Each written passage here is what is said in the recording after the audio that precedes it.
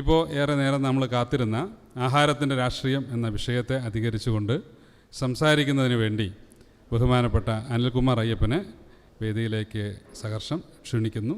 ദൈവനാമം മഹത്വപ്പെടുമാറാകട്ടെ. ദൈവനാമം മഹത്വപ്പെടുമാറാകട്ടെ. ഈ ആഹാരത്തിൻ്റെ രാഷ്ട്രീയം എന്ന പേരിൽ ഒരു പ്രഭാഷണം ഞാൻ മുൻപ് നടത്തിയിരുന്നു. ഇൻഡോളജിയുടെ ഫസ്റ്റ് ഇൻഡോളജിയിൽ ചെയ്തതാണ്. ഇപ്പോൾ പുസ്തകമാക്കണം, എന്നോട് ജെറി ബ്രദർ പുസ്തകമാക്കാൻ പറഞ്ഞു കഴിഞ്ഞപ്പോൾ ഞാൻ വിചാരിച്ചത് ഇതുണ്ടല്ലോ, മാനുസ്ക്രിപ്റ്റ് കയ്യിലുണ്ടല്ലോ, അത് ചെയ്യാം. അപ്പോൾ ഒരു 6-7 അധ്യായത്തിനകത്ത് അത് ഒതുങ്ങുമെന്നാണ് വിചാരിച്ചത്. പക്ഷെ അതിനുവേണ്ടി റിസർച്ച് ചെയ്തപ്പോഴാണ് ധാരാളം മെറ്റീരിയൽസ്, ഇഷ്ടംപോലെ ഈ വിഷയവുമായി ബന്ധപ്പെട്ട് ധാരാളം കാര്യങ്ങളുണ്ട്. അപ്പോൾ അതെല്ലാം എടുത്ത് വന്നു അവസാനം അതൊരു 17 അധ്യായമായി. 6-7 അധ്യായത്തിൽ തീരുമെന്ന് വിചാരിച്ചതാണ്. പക്ഷേ ഇപ്പോൾ അത് 17 അധ്യായത്തിൽ ആണ് പുസ്തകം ഇതായിരിക്കുന്നത്. എന്നാൽ പോലും എനിക്ക് സത്യം പറഞ്ഞാൽ പൂർണ്ണമായിട്ടൊരു തൃപ്തിയല്ല. കാരണം ഇനിയും കുറേ കാര്യങ്ങൾ അതിനകത്ത് ആഡ് ചെയ്യാനുണ്ട് എന്നുള്ളൊരു ചിന്തയാണ്. അത്രമാത്രം മെറ്റീരിയൽസ് ഉണ്ട് ഈ വിഷയത്തിൽ. ഈ മിഷണറിമാരുടെ സംഭാവനകളെക്കുറിച്ച് പൊതുവെ എല്ലാവരും സംസാരിക്കുമ്പോൾ, അതായത് ക്രിസ്ത്യാനികൾ മാത്രമല്ല, ക്രിസ്ത്യാനികളല്ലാത്ത ആളുകളും സംസാരിക്കുമ്പോൾ, നിരീശ്വരവാദികളാകട്ടെ അതെല്ലാം മറ്റു മതങ്ങളിൽപ്പെട്ടവർ ആരും ആകട്ടെ, സംസാരിക്കുമ്പോൾ അവരുടെ വിദ്യാഭ്യാസ രംഗത്തുള്ള സംഭാവനകൾ, ആരോഗ്യരംഗത്തുള്ള സംഭാവനകൾ, പിന്നെ അച്ചടി, അതുപോലെയുള്ള പത്രപ്രവർത്തനം, അങ്ങനെ പലതും പറയും. പക്ഷേ യഥാർത്ഥത്തിൽ മിഷണറിമാരുടെ ഏറ്റവും പ്രധാനപ്പെട്ട സംഭാവനയെക്കുറിച്ച് ആരും സംസാരിക്കാറില്ല.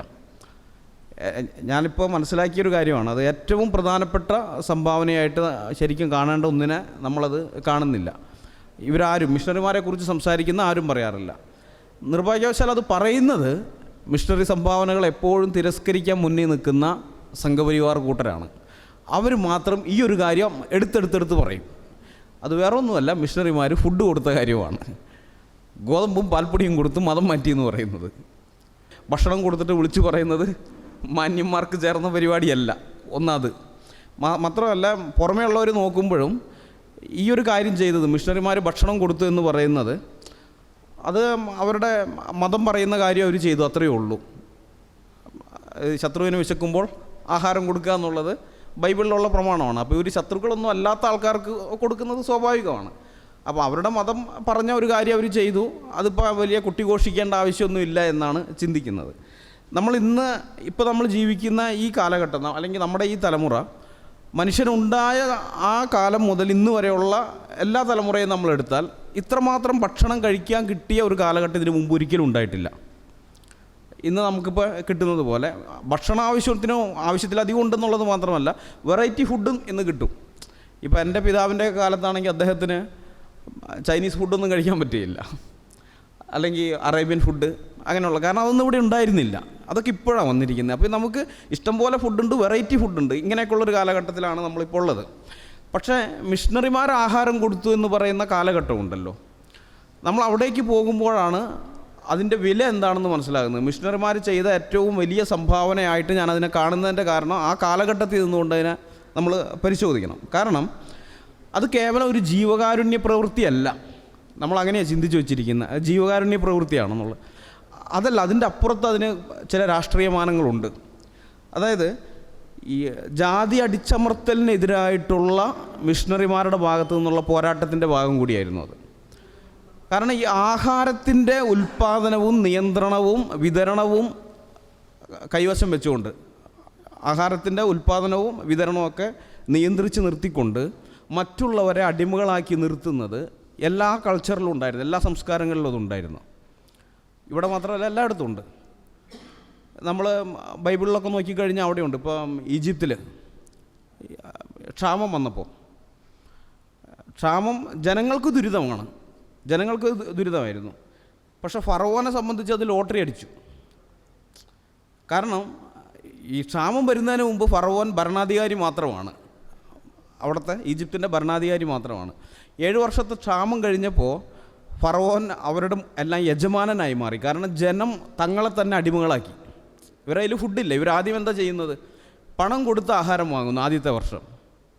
പിന്നത്തേൽ വന്നപ്പോൾ അവരുടെ പണമില്ല, അത് അവർ കുറഞ്ഞു വരുന്നു. പുസ്തകത്തിൽ അദ്ദേഹം വിശദമായിട്ടത് രേഖപ്പെടുത്തിയിട്ടുണ്ട്. അതായത് അവർ തന്നെ സ്വയം ബന്ധനത്തിലേക്ക് പോവുകയാണ്. ആദ്യത്തെ ഘട്ടത്തിൽ അവർ പണം കൊടുത്ത് ആഹാരം വാങ്ങുന്നു. പക്ഷെ അപ്പോഴും അവർക്ക് ഭൂമിയുണ്ട്, കന്നുകാലികളുമുണ്ട്. അതായത് കൃഷി ചെയ്യാൻ ആവശ്യമുള്ളത് കന്നുകാലിയും വേണം, ഭൂമിയും വേണം, ഇത് രണ്ടും വേണം. അടുത്ത ഘട്ടത്തിൽ അടുത്ത വർഷം വന്നു കഴിഞ്ഞപ്പോൾ അവരിൽ ആഹാരം തീർന്നു. അവർ പോയിട്ട് ഈ കന്നുകാലികളെ മുഴുവനും കൊടുക്കുകയാണ്, രാജാവിന് കൊടുക്കുകയാണ്. എന്നിട്ട് ഞങ്ങൾക്ക് ആഹാരം തരാൻ പറയുന്നു. അപ്പോൾ അവരുടെ ആഹാര ഉൽപ്പാദന ശേഷി കുറഞ്ഞു. കാരണം നിലമുഴാൻ കാളകളൊന്നുമില്ല, അവരുടെ അത് കുറഞ്ഞു, അവരെ ഇത് കുറയാണ്. അത് കഴിഞ്ഞ് അടുത്തതിലേക്ക് വന്നു കഴിഞ്ഞപ്പോൾ അവർ നിലവും കൊടുക്കുകയാണ്. കാരണം ജീവൻ നിലനിൽക്കണമല്ലോ, ആഹാരം വേണം, ആഹാരം ഇല്ല, അപ്പോൾ നിലവും കൊടുക്കുന്നു. നിലം കൊടുക്കുന്ന സമയത്ത് അവർ പറഞ്ഞു, ഇനിയിപ്പോൾ ഞങ്ങളായിട്ട് എന്തിനാണുള്ളത്, ഞങ്ങളും ഞങ്ങളെ തന്നെ തരുന്നു, ഞങ്ങൾ ഫറവോൻ അടിമകളായിക്കൊള്ളാം. പറയാം, ഞങ്ങൾ ഫറവോൻ അടിമകളായിക്കൊള്ളാം. അപ്പോൾ ഫലത്തിൽ ഈ ആഹാരം എന്ത് ചെയ്തു, ഇവരെ അടിമത്തത്തിലേക്ക് കൊണ്ടുപോയി. ആഹാരമില്ലായ്മ, മനസ്സിലായോ? ഇത് ഈജിപ്തിൽ മാത്രമല്ല, നമ്മൾ പുരാതനമായിട്ടുള്ള സംസ്കാരമായാലും ആധുനിക സംസ്കാരം നോക്കിയാലും ഇത് തന്നെയാണ്. ഇപ്പോൾ ആധുനിക സംസ്കാരം എന്ന് പറയുമ്പോൾ സോവിയറ്റ് യൂണിയൻ്റെ കാര്യമൊക്കെ നോക്കുമ്പോൾ അവിടെയും ഇത് തന്നെയാണ്. ചൈനയിൽ മാവോ സേതുങ് ചെയ്തതും ഇത് തന്നെയാണ്. ഇപ്പോൾ മാവോയുടെ എതിർപ്പുള്ള ആളുകളുണ്ടായിരുന്നു കമ്മ്യൂണിസ്റ്റ് പാർട്ടിക്കകത്ത്. അവിടെ ആഹാരം ഈ നമ്മളിവിടെ റേഷൻ കട പോലെ ഉള്ളതിന് കൂപ്പൺ കൊടുക്കണം. റേഷൻ കാർഡല്ല, കൂപ്പണാണ്. ഈ കൂപ്പൺ കൊടുക്കുന്നത് പാർട്ടി ഓഫീസിൽ നിന്നാണ്, പാർട്ടിയിൽ നിന്ന് അവരാണ് കൊടുക്കുന്നത്. അപ്പോൾ അവർക്ക് ലോക്കലിലുള്ള ആൾക്കാരറിയാലോ മാവോയുടെ നയങ്ങളോട് അനുകൂലിക്കുന്നവരാർ, മാവോയുടെ ഇതിനോട് എതിർക്കുന്ന ആൾക്കാരാർ, അവർക്കറിയാമല്ലോ. ഇപ്പോൾ VS പക്ഷക്കാരനാണോ പിണറായി പക്ഷക്കാരനാണോ എന്നുള്ളത് ലോക്കലിലുള്ളവർക്കറിയാമല്ലോ. അപ്പോൾ ഈ മാവോയുടെ ഇതിനോട് അനുകൂലിക്കാത്ത ആൾക്കാർക്ക് ഇവർ കൂപ്പൺ കൊടുക്കില്ല. കൂപ്പൺ കൊടുക്കാതാകുമ്പോൾ പിന്നെ ഫുഡ് കിട്ടാനില്ല. അപ്പോൾ എന്ത് ചെയ്യും, കുറച്ച് ആൾ കഴിയുമ്പോൾ പട്ടിണി എടുക്കുന്ന സമയത്ത് അവരും ഓട്ടോമാറ്റിക്കായിട്ട് മാവോയുടെ പക്ഷത്തേക്ക് മാറുകയാണ്. ഞാൻ പറഞ്ഞു വന്നത്, ഓരോ കൂട്ടരും ഈ ആഹാരത്തിൻ്റെ മേലുള്ള നിയന്ത്രണത്തിലൂടെ ആളുകളെ തങ്ങളുടെ കീഴിലേക്ക് ആക്കുന്ന പരിപാടി പണ്ട് എല്ലായിടത്തും ഉള്ളതാണ്. പക്ഷേ ഇതിൽ നിന്നെല്ലാം വ്യത്യസ്തമായിട്ട് ഇന്ത്യ മാത്രം എന്തുകൊണ്ട് വ്യത്യസ്തമായിട്ട് നിന്നു എന്ന് വെച്ച് കഴിഞ്ഞാൽ, ബാക്കിയുള്ള ഇടത്തെല്ലാം ആളുകൾ അതിൽ നിന്ന് സ്വാതന്ത്ര്യം പ്രാപിച്ചു. ഇങ്ങനെയുള്ള ഓരോരോ വൃത്തികെട്ട ഇടപാടുകളിൽ നിന്നെല്ലാം സ്വാതന്ത്ര്യം പ്രാപിച്ചു. പക്ഷേ ഇന്ത്യയിൽ മാത്രം അത് ഉണ്ടായില്ല. ഇന്ത്യയിലെ ആളുകൾ അതിൽ തന്നെ തുടർന്നു. കാരണം ഇത് മതവുമായി ബന്ധപ്പെട്ടു. മറ്റുള്ളിടത്തൊന്നും അങ്ങനെയല്ല, മതവുമായി ബന്ധപ്പെട്ടിട്ടില്ല. ഇവിടെ ഇത് മതവുമായിട്ടാണ് ബന്ധപ്പെട്ടിരുന്നത്. അതുകൊണ്ട് ഈ മതത്തെ എതിർക്കുക അല്ലെങ്കിൽ ദൈവത്തെ എതിർക്കുക എന്നൊക്കെയുള്ള ചിന്തയാണ് ആളുകളുടെ ഉള്ളിലുണ്ടായിരുന്നത്. ഇതിനെതിരെ പോരാടാമെന്ന് പറഞ്ഞു കഴിഞ്ഞാൽ അവർക്കത് പറ്റാത്ത കാര്യമാണ്. മതവിശ്വാസികളായിരിക്കുന്നത് കൊണ്ട്, അല്ലെങ്കിൽ അവരുടെ കാഴ്ചപ്പാടിലുള്ള ദൈവവിശ്വാസമൊക്കെ ഉള്ളതുകൊണ്ട് അതിനെതിരെ പൊരുതാൻ അവർ തയ്യാറായില്ലായിരുന്നു. അപ്പോഴാണ് മിഷണറിമാർ വന്നിട്ട് അവർക്ക് മനസ്സിലായി ഇവരുടെ ആഹാരത്തെ നിയന്ത്രിക്കുകയാണ്. അത് പണിയെടുക്കുന്ന മുഴുവൻ ഇവരാണ്. പാടത്ത് പണിയെടുത്ത് ആഹാരം ഉൽപ്പാദിപ്പിക്കുന്നത് മുഴുവൻ ഇവരാണ്. പക്ഷെ ഭൂമിയുടെ ഉടമസ്ഥത ആരുടെ കയ്യിലാണ്? അവരുടെ സ്വന്തം ഭൂമിയിലല്ല അവർ പണിയെടുക്കുന്നത്. നമ്മൾ ഇത് കാണുന്നുണ്ട്. കേരളത്തിലെ ഭൂമി ഈ ബ്രാഹ്മണരിവിടെ വന്നവരാണ്. ഓരോ കൂട്ടർ ഓരോരോ കാലഘട്ടത്തിൽ വന്നവരാണ്. AD 6-ാം നൂറ്റാണ്ടിനും 9-ാം നൂറ്റാണ്ടിനും ഇടയിലായിട്ടാണ് ബ്രാഹ്മണരുടെ കുടിയേറ്റം ഉണ്ടാകുന്നത്. അത് കഴിഞ്ഞിട്ട് രാജാക്കന്മാരെയൊക്കെ സ്വാധീനിച്ചിട്ട് ഇവരെന്ത് ചെയ്യാണ്, ഈ ഭൂമി, ഇവിടുത്തെ ഭൂമി ബ്രഹ്മദേയം എന്ന് പറഞ്ഞ്, ബ്രഹ്മദേയം എന്ന് വെച്ചാൽ ബ്രാഹ്മണന് കൊടുക്കുന്ന ദാനം, സ്വത്തെന്നും പറഞ്ഞ് ബ്രഹ്മദേയം എന്ന് പറഞ്ഞ് കുറേ ഭൂമി ബ്രാഹ്മണർക്കായിട്ട് രാജാക്കന്മാരെ കൊണ്ട് തന്നെ എഴുതി കൊടുപ്പിക്കുന്നുണ്ട്. പിന്നെ കുറേയൊക്കെ ക്ഷേത്രങ്ങൾക്ക്, അത് ദേവസ്വം ഭൂമി, ദേവൻ്റെ സ്വത്ത്, ദേവൻ്റെ ഭൂമി. പക്ഷേ ഈ ദേവസ്വം അതിൻ്റെ അകത്ത് ആരാ ഉള്ളേ? അതും ഇവർ ബ്രാഹ്മണർ തന്നെയാണ്, അമ്പലത്തിനകത്തും അവർ തന്നെയാണ്. അപ്പോൾ ബ്രാഹ്മണർക്കും ഭൂമി കൊടുക്കുന്നു, ദേവനും ഭൂമി കൊടുക്കുന്നു. ഫലത്തിൽ ഭൂമിയുടെ ഉടമസ്ഥാവകാശം അവരുടെ കയ്യിൽ വരുന്നു, ഇവരുടെ കയ്യിൽ, ബ്രാഹ്മണരുടെ കയ്യിൽ വരുന്നു. ബാക്കിയുള്ളവരെല്ലാം എന്താണ്, ഇതിൻ്റെ അകത്ത് കുടിയെടുപ്പുകാർ മാത്രം എന്നുള്ള നിലയിലാണ്. അപ്പോൾ പണിയെടുക്കുന്നത് മുഴുവനും ഇവരാണ്. ആഹാരം ആരുടെ കയ്യിലാണ് പോകുന്നത്? പത്തായത്തിലേക്ക് പോകുന്നത് മറ്റവൻ്റെയാണ്, ഇവൻ്റെ ഇതിലല്ല. അപ്പോൾ ഇങ്ങനെയാണ് ഈ ആഹാരത്തിൻ്റെ നിയന്ത്രണത്തിലൂടെ ഈ ആളുകളെ നിയന്ത്രിച്ച് നിർത്തിയത്. അവരൊരിക്കലും ഇവർക്ക് വിശപ്പടങ്ങാൻ പാകത്തിന് ആഹാരം കൊടുത്തിരുന്നില്ല. കാരണം ഇവരൊരിക്കലും തങ്ങൾക്കെതിരെ വിപ്ലവമായിട്ട് വരരുത്, അത്ര ആരോഗ്യം ഇവർക്ക് ഉണ്ടാകരുത്. എന്നാൽ മരിക്കാനും പാടില്ല, കാരണം ഇവർ തങ്ങൾക്ക് വേണ്ടി പണിയെടുക്കേണ്ടവരുമാണ്. മനസ്സിലായോ? മരിച്ചു പോകാൻ പാടില്ല, അവരുടെ ജീവൻ നിലനിൽക്കണം. പക്ഷേ അവർ ശക്തിയും ആരോഗ്യവും ഉള്ളവരായി നിൽക്കാൻ പാടില്ല. അങ്ങനെ വന്നു കഴിഞ്ഞാൽ അവർ നാളെ തങ്ങൾക്കെതിരെ വിപ്ലവം നടത്താനും സാധ്യതയുണ്ട്. അപ്പോൾ ആ ഇതിലിപ്പോൾ ചെറുമർ എന്ന് പറയുന്നൊരു ജാതിയുണ്ട്, കേട്ടല്ലേ? ചെറുമർ. വില്യം ലോഗൻ മലബാർ മാനുവലിൽ പറയുന്നുണ്ട് ഈ പേരെങ്ങനെയാണ് വന്നതെന്ന്. ഈ ചെറു എന്ന് പറഞ്ഞാൽ നമുക്കറിയാം, ചെറുത്. അതായത് ഇവർ ആകാരം കൊണ്ട് ചെറുതാണ്, ശരീരം കൊണ്ട് ഇവർ ചെറുതാണ്. എങ്ങനെ ചെറുതായി എന്നുള്ളത് ലോകം പറയുന്നുണ്ട്. ഈ തലമുറകളായിട്ട് ഇവർക്ക് കൊടുക്കുന്ന ആഹാരം കുറച്ച് ആഹാരമേ ഇവർക്ക് കിട്ടുന്നുള്ളൂ. അങ്ങനെ വന്നപ്പോൾ ആഹാരം ഉണ്ടെങ്കിലല്ലേ നമ്മൾ വളരുള്ളൂ. കിട്ടാനില്ല, അവർ ചുരുങ്ങിപ്പോയിന്ന്. മനസ്സിലായി? അതായത് ഇതെല്ലാം ഈ ആഹാരത്തിൻ്റെ നിയന്ത്രണത്തിലൂടെയാണ് ഇവരൊക്കെ അടിമകളാക്കി വെച്ചിരുന്നത്. അത് മനസ്സിലാക്കിയപ്പോഴാണ് മിഷണറിമാർ എന്ത് ചെയ്യുന്നത്, ഇവർക്ക് ഫുഡ് കൊടുക്കണം, ഫുഡ് കൊടുത്ത് മാത്രമേ ഇവരുടെ സ്വാതന്ത്ര്യത്തേക്കുള്ള ഫസ്റ്റ് സ്റ്റെപ്പ് എന്ന് പറഞ്ഞാൽ ഇവർക്ക് പോഷകമില്ല, ഇവരുടെ ശരീരത്തിനകത്ത് പോഷകമൂല്യമുള്ള ഇതൊന്നുമില്ല. അപ്പോൾ ഇവർക്ക് അതിന് വേണ്ടുന്ന പാൽപ്പൊടിയോ മറ്റു കാര്യങ്ങളോ ഒക്കെ കൊടുത്ത് ഇവർ ആരോഗ്യമുള്ളവരാക്കി മാറ്റണം. കാരണം വിദ്യാഭ്യാസം ഇവരെ സ്കൂളിലേക്ക് കൊണ്ടുവരുമ്പോൾ ഈ അവർണർക്കുള്ള സ്കൂൾ തുടങ്ങുമ്പോൾ വിടുന്നില്ല, പിള്ളേരെ വിടുന്നില്ല. കാരണം അന്ന് കൂലി എന്ന് പറയുന്നത് 1.5 ഇടങ്ങഴി പുരുഷന് ഒരാഴ്ച പണിയെടുത്താൽ കിട്ടുന്നതാണ് 1.5 ഇടങ്ങഴി നെല്ല്. സ്ത്രീക്കാണെങ്കിൽ 1 ഇടങ്ങഴി, കുട്ടികൾക്ക് അതിൻ്റെ പകുതി കിട്ടും. അങ്ങനെയാണ് കുട്ടികൾ ജോലി ചെയ്താൽ. അപ്പോൾ ഈ 1.5 ഇടങ്ങഴി നെല്ല് എന്ന് പറയുന്നത് ഇടങ്ങഴി ഏകദേശം അത് ഓരോ സ്ഥലങ്ങളിൽ അളവ് വ്യത്യാസമായിരുന്നു. ഇപ്പോൾ തിരുവിതാംകൂറിലെ ഇടങ്ങഴിയല്ല കൊച്ചിയിലേക്ക് വരുമ്പോൾ, അതല്ല മലബാറിൽ വ്യത്യാസമുണ്ട്. എന്നാൽ ശരാശരി ഒരു 800 ഗ്രാം വരും. ഈ 800 ഗ്രാം അല്ലെങ്കിൽ 1.5 ഇടങ്ങഴി എന്ന് പറയുമ്പോൾ 1200 ഗ്രാം, 1.25 കിലോയ്ക്കും താഴെയാണ് നെല്ല്. ഈ നെല്ല് അരിയാക്കി മാറ്റുന്ന സമയത്ത് അതിൻ്റെ ഉമിയും തവിടും ഒക്കെ പോയി കഴിഞ്ഞ് വരുമ്പോൾ സമയത്ത് അത് പിന്നെയും കുറയും. ഇത് വെച്ചിട്ട് വേണം ഒരു ആഴ്ച അവർ ഫുഡ് കഴിക്കേണ്ടത്. അപ്പോൾ ഒരു കുഞ്ഞ് പണിക്ക് വരുന്നില്ലെങ്കിൽ അവന് അത്ര അരി കിട്ടുന്നില്ല, നെല്ല് കിട്ടുന്നില്ലല്ലോ. അപ്പോൾ അവന് വേണ്ടുന്ന ഫുഡ് ആര് കൊടുക്കേണ്ടി വരും? ഇവർ കൊടുക്കണം, മാതാപിതാക്കൾ കൊടുക്കണം. അവരുടെ പങ്കിൽ നിന്ന് അവർ കൊടുക്കേണ്ടി വരും. 1-2 പ്രാവശ്യം കൊടുക്കുന്നതിന് പ്രശ്നമില്ല. പക്ഷേ സ്ഥിരമായിട്ട് കൊടുത്തു കഴിഞ്ഞാൽ അവരെയും ബാധിക്കും, അവരുടെ ജീവനെ അത് ബാധിക്കും. അപ്പോൾ അങ്ങനെ വന്നു കഴിഞ്ഞപ്പോൾ അവർ പറഞ്ഞു ഞങ്ങളുടെ കുഞ്ഞുങ്ങളെ സ്കൂളിൽ വിടുന്നില്ല എന്ന് പറഞ്ഞു മിഷണറിമാരുടെ അടുത്ത്. കാരണം ജീവൻ നിലനിർത്തുന്നതാണ് പ്രധാനം, വിദ്യാഭ്യാസമല്ല, ജീവിക്കുക എന്നുള്ളത്. അപ്പോൾ അത് മനസ്സിലാക്കി കഴിഞ്ഞപ്പോൾ മിഷണറിമാർ എന്ത് ചെയ്തു? സ്കൂളുകളിൽ ഫുഡ് കൊടുക്കാൻ തുടങ്ങി. അതാണ് ഇന്നും സർക്കാരുകൾ ഉച്ചക്കഞ്ഞി ഇത് ചെയ്യുന്നില്ല, അത് മിഷണറിമാർ കൊണ്ടുവരുന്ന ഈ അവർണ സ്കൂളിലെ ഈ കുട്ടികൾ ഇതിലേക്ക് വരണം, വിദ്യാഭ്യാസത്തിന് വരണം. അതിന് വേണ്ടിയിട്ട് ഫുഡ് കൊടുക്കാൻ തുടങ്ങിയാണ്. ഫസ്റ്റ് സ്റ്റെപ്പ് അതാണ്. പിന്നീട് ക്ഷാമകാലത്തൊക്കെ ഫുഡ് കൊടുക്കുന്നുണ്ട്. ക്ഷാമം, ഭയങ്കരമായിട്ടുള്ള ക്ഷാമം, മനുഷ്യനെ തിന്നിരുന്നു. ഇന്ത്യയിലത്തെ ക്ഷാമത്തിൻ്റെ കാര്യത്തിലാണ് പറയുന്നത്. അതായത് മരിച്ചുപോയ മനുഷ്യർ, ജീവനോടിരിക്കുന്നവർ വേറെ നിവൃത്തിയില്ല, കാരണം ഇത് കുഴിച്ചിടാനുള്ളതല്ലേ. കുഴിച്ചെടുക്കുന്നതിനേക്കാളും ബെറ്റർ ഒരാളുടെ ജീവൻ നിലനിർത്താൻ ഇത് സഹായമാകുന്നെങ്കിൽ അതല്ലേ നല്ലത്. തിന്നിട്ടുണ്ട്, സ്വന്തം മക്കളുടെ ഫുഡ് ശരീരം തിന്നിട്ടുണ്ട് മരിച്ചുപോയ. അതെല്ലാം ക്ഷാമത്തിൻ്റെ കാലത്തുള്ള ഇത്. അതായത് 1800 മുതൽ 1900 വരെയുള്ള കാലഘട്ടത്തിലെ പല പുസ്തകങ്ങളിൽ ഈ കാര്യം വിവരിക്കുന്നുണ്ട്. അതായത് ഈ ക്ഷാമമൊക്കെ കഴിഞ്ഞതിന് ശേഷം ബ്രിട്ടീഷുകാർ കമ്മീഷനെ വയ്ക്കും, അന്വേഷണ കമ്മീഷനെ. എന്തുകൊണ്ടാണ് ക്ഷാമം വന്നത്, അത് ഭരണപരമായിട്ടുള്ള പരാജയങ്ങൾ എന്തെങ്കിലും ഉണ്ടോ, കൃത്യമായിട്ട് ഫുഡ് എത്തിക്കുന്നതിൽ ഇതൊക്കെ ഉണ്ടോ എന്നൊക്കെ അറിയാനൊക്കെ ആയിട്ട് ഇത് വയ്ക്കും. അപ്പോൾ അന്നേരം അവിടെ മൊഴി കൊടുക്കാൻ വേണ്ടി അധികവും ചെല്ലുന്നത് മിഷണറിമാരാണ്. കാരണം അവരാണ് ക്ഷാമത്തിൽ ഇറങ്ങിയിട്ട് ആളുകൾക്ക് ഇതെല്ലാം ചെയ്തിട്ടുള്ളത്, ഈ ജനങ്ങളുമായിട്ട് നേരിട്ട് ഇടപെട്ടിട്ടുള്ള അവരൊക്കെയാണ്. അപ്പോൾ അവരാണ് വരിക. അപ്പോൾ അവർ ക്ഷാമത്തിൽ കണ്ടിട്ടുള്ള പല കാര്യങ്ങളും, അവർ ദൃക്സാക്ഷികളായിട്ടുള്ള സംഭവങ്ങൾ അവർ റിപ്പോർട്ട് ചെയ്യുന്നുണ്ട്. ഇതെല്ലാം ഡോക്യുമെൻ്റ് ചെയ്യപ്പെട്ടതാണ്, നമുക്കത് നെറ്റിലൊക്കെ കിട്ടും ഇത്, അതിൻ്റെ ഇത്. അപ്പോൾ അതിൻ്റെ അകത്താണ് ഇവർ പറയുന്നത്, സ്വന്തം മക്കളെ തിന്ന കാര്യമൊക്കെ പറയുന്നുണ്ട് ഇതായിട്ട്. അപ്പോൾ അതുപോലത്തെ ക്ഷാമത്തിൻ്റെ സമയത്തും ഫുഡ് കൊടുത്തിട്ടുണ്ട്. പക്ഷേ മനസ്സിലാക്കണം, ഇതൊന്നും മതം മാറ്റാൻ വേണ്ടി ആയിരുന്നില്ല. അവരിവിടെ വന്നത് സുവിശേഷം അറിയിക്കാനാണ്. അതിനകത്ത് ആർക്കും തർക്കമൊന്നുമില്ല. അവർ സുവിശേഷം പറഞ്ഞ് വിശ്വസിക്കുന്നവരെ ക്രിസ്തുവിലേക്ക് ചേർത്തു, അതൊക്കെ ശരിയാണ്. പക്ഷേ ഈ ഫുഡ് കൊടുത്തത് മതം മാറ്റാൻ വേണ്ടിയിട്ടല്ല. അത് അവർ പറയുന്നത് വ്യാജമാണ്. കാരണം അവരെ സംബന്ധിച്ച് ഈ ജനത ഇത്രയും നാൾ, നൂറ്റാണ്ടുകളായിട്ട് അവരുടെ കീഴിൽ അടിമകളായി കിടന്നിരുന്ന ജനത സ്വാതന്ത്ര്യം പ്രാപിച്ച് എഴുന്നേറ്റുന്നതിൻ്റെ ഫസ്റ്റ് ഘട്ടം എന്ന് പറയുന്നത് മിഷണറിമാർ കൊടുത്ത ഫുഡാണ്. മനസ്സിലായോ? മിഷണറിമാർ ആ ഫുഡ് കൊടുക്കാനുണ്ടായതുകൊണ്ടാണ് അവർ പഠിക്കാൻ തയ്യാറായതും മറ്റ് പല കാര്യങ്ങൾക്കുമായിട്ട് വരുന്നത്. അപ്പോൾ ഈ കൂട്ടരെ സംബന്ധിച്ച്, ഈ സവർണരെ സംബന്ധിച്ചിടത്തോളം മിഷണറിമാരോടുള്ള പക അവിടെയാണ് എടുക്കുന്നത്. ഇത്രയും നൂറ്റാണ്ടുകളായിട്ട് തങ്ങൾ അടിമകളാക്കി വെച്ചിരുന്ന ഈ ജനത സ്വാതന്ത്ര്യം പ്രാപിച്ച് തങ്ങളുടെ കീഴിൽ നിന്ന് രക്ഷപ്പെട്ടു പോയതിൻ്റെ കാരണക്കാരും മിഷണറിമാരാണ്. ആ പക ഉള്ളിൽ കിടക്കുന്നതുകൊണ്ടാണ് ഇപ്പോഴവർ മിഷണറിമാരെ പരിഹസിച്ചുകൊണ്ടിരിക്കുന്നത്. അപ്പോൾ ഇവിടെ ഈ സമൂഹത്തിൽ ഇത് ആഹാരം എങ്ങനെയാണ് ഒരു രാഷ്ട്രീയ ഉപകരണമായിട്ട് പ്രവർത്തിക്കുന്നത്? കാരണം ആഹാരം ആർക്ക് ലഭിക്കുന്നു, എങ്ങനെ ലഭിക്കുന്നു, എത്ര ലഭിക്കുന്നു, ഈ 3 ചോദ്യം വളരെ പ്രധാനപ്പെട്ടതാണ്. ആർക്കൊക്കെയാണ് കിട്ടുന്നത്, അതെങ്ങനെയാണ് അവർക്ക് കിട്ടുന്നത്, എത്ര കിട്ടുന്നു എന്നുള്ളത്. അപ്പോൾ അത് നോക്കുമ്പോൾ പണിയെടുക്കാതെ നടന്നിരുന്നവർക്ക് ഇഷ്ടം പോലെ കിട്ടിയിരുന്നു ആഹാരം. എങ്ങനെ കിട്ടിയെന്ന് വെച്ചാൽ അവർ പണിയെടുത്തിട്ടേ ഇല്ല, ജനനം കൊണ്ട് മാത്രമാണ് അവർക്കിത് കിട്ടിയത്.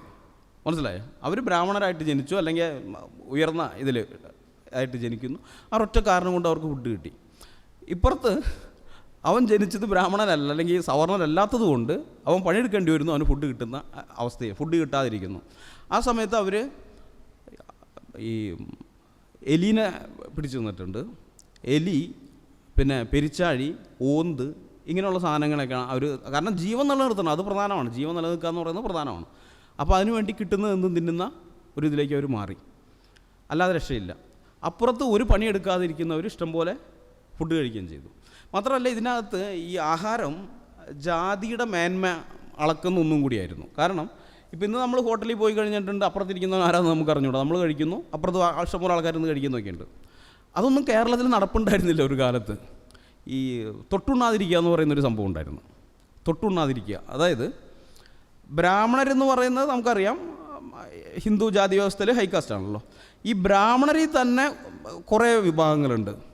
ഏറ്റവും മുകളിലുള്ളത് ഇപ്പോൾ നമ്പൂതിരിമാരുടെ കേസ് എടുത്താൽ കേരളത്തിലെ എടുക്കുകയാണെങ്കിൽ ആഢ്യൻ എന്ന് പറയുന്ന നമ്പൂതിരി ഉണ്ട്. ആഢ്യൻ നമ്പൂതിരി, അതാണ് ടോപ്പിലുള്ളത്. അവരെ തമ്പ്രാക്കൾ എന്നൊക്കെ വിളിക്കുന്നുണ്ട്. താഴെ വരുന്നത് ഇളയതെന്ന് പറയുന്ന, അതും ബ്രാഹ്മണൻ തന്നെയാണ് ഇളയത്. ഇവർ രണ്ടുപേരും ഒരുമിച്ചിരുന്ന് ഉണ്ണാൻ പാടില്ല, മനസ്സിലായേ? അങ്ങനെ ഉണ്ട് കഴിഞ്ഞ് കഴിഞ്ഞാൽ ജാതിഭ്രഷ്ടാണത്, അത് പാടില്ല. ഈ അതായത് ഒരുമിച്ചിരുന്ന് ഭക്ഷണം കഴിച്ചിട്ടുണ്ടാകുന്ന ജാതിഭ്രഷ്ടിന് പരിഹാരമില്ല. അതാണ്. ബാക്കിയുള്ളതിനൊക്കെ പ്രായശ്ചിത്തം ചെയ്ത് തിരിച്ച് ജാതിയിലേക്ക് കയറാം. ഒരുമിച്ചിരുന്ന് ഭക്ഷണം കഴിച്ചിട്ടുണ്ടാകുന്ന ജാതിഭ്രഷ്ടം. അതുകൊണ്ട് ഇവിടെ നിന്നൊക്കെ ഈ പിള്ളേരെ അടിമകളായി പിടിച്ചുകൊണ്ട് പോയിരുന്നു. അതായത് മുസ്ലിങ്ങളാണ് അധികവും വരുന്നത്, അടിമക്കച്ചവടക്കാരായിട്ട് വരുന്നത്. മലബാർ മേഖലയിൽ നിന്ന് വരും. അവർ വന്നിട്ട് അവിടെ തോട്ടത്തിലേക്ക് പിള്ളേരെ കൊണ്ടുപോകാനാണ്. അപ്പോൾ ഇവിടെ വന്നിട്ട് ചങ്ങനാശ്ശേരി ഭാഗത്ത്, മല്ലപ്പള്ളി, പലയിടങ്ങളിൽ നിന്നൊക്കെ ആയിട്ട് പിള്ളേരെ തട്ടിക്കൊണ്ടുപോകും. ഈ തട്ടിക്കൊണ്ടു പോകുന്ന പിള്ളേരെന്ന് പറഞ്ഞാൽ അത് നായന്മാരുടെ പിള്ളേർ കാണും, ഈഴവരുടെ പിള്ളേരും കാണും, പുലയന്മാരുടെ പിള്ളേരും, അതായത് പല ജാതിപ്പെട്ടവരൊക്കെയാണ്. ഇവർ കിട്ടുന്ന പിള്ളേരെ തക്കത്തിന് കൊണ്ടുപോകണം. കൊണ്ടുപോയിട്ട് എന്താ ചെയ്യാമെന്നറിയാമോ? കൊണ്ടുപോയിട്ട് ഗോഡൗണുകളിൽ പൂട്ടിയിടും ഈ കുഞ്ഞുങ്ങളെ. 3-4 ദിവസത്തേക്ക് ആഹാരം കൊടുക്കില്ല. 3 ദിവസം വരെയൊക്കെ ആഹാരം കൊടുക്കുകയില്ല. വെള്ളം കൊടുക്കും, വേറെ ഒന്നുമില്ല. അതുപോലും കുടിക്കാതിരിക്കുന്ന പിള്ളേരുണ്ട് കേട്ടോ അവിടെ. കാരണം ഒരുമിച്ചിരുന്ന് വെള്ളം കുടിച്ചാൽ പോലും ജാതിഭ്രഷ്ടാണ്. എന്നിട്ട് ഇവരെ പട്ടിണി കൊണ്ട് വിശന്ന് വലഞ്ഞ് ആയി കഴിയുമ്പോൾ ഇവറ്റങ്ങളൊക്കെ കൊണ്ടുവന്നിട്ട് ഹാളിലിരുത്തി കഴിഞ്ഞിട്ടുണ്ട്, ഒരുമിച്ചിരുത്തി ഫുഡ് കൊടുക്കും. ഈ ഒരുമിച്ചിരുത്തി ഫുഡ് കഴിച്ചു കഴിഞ്ഞാൽ കഴിക്കുന്നവരെ ഉണ്ടല്ല പിന്നെ തുറന്നു വിടും. അവരെ പിന്നെ ഗുണങ്ങളിട്ട് പൂട്ടില്ല. കാരണം ഇവൻ ഒരിക്കലും തിരിച്ചു പോവില്ല. ഇവന് തിരിച്ചു പോയി കഴിഞ്ഞാൽ ഇവനെ വീട്ടിൽ സ്വീകരിക്കില്ല. ആ പയ്യൻ തിരിച്ച് ചെന്ന് കഴിഞ്ഞാൽ അവനെ സ്വീകരിക്കില്ല. സ്വീകരിച്ചു കഴിഞ്ഞാൽ ആ കുടുംബം ഒന്നടങ്കം ഭ്രഷ്ടാവും. ഈ ഭ്രഷ്ടം എന്ന് പറയുന്നത് ഇന്നത്തെ കാലത്തുകൊണ്ട് നമ്മൾ ചിന്തിക്കരുത്. ഇന്ന് നമുക്ക് ഭ്രഷ്ടാക്കണം, നീ പോടാന്ന് പറഞ്ഞിട്ട് നമുക്കങ്ങ് ഒഴിവാക്കാം. കാരണം നമുക്കിവിടെ ജീവിക്കാൻ ഇവൻ്റെ ഒന്നും ഔദാര്യം വേണ്ട. നമുക്കിവിടെ വിശക്കുന്നുണ്ട്, ഹോട്ടലിൽ പോയി കഴിക്കാം.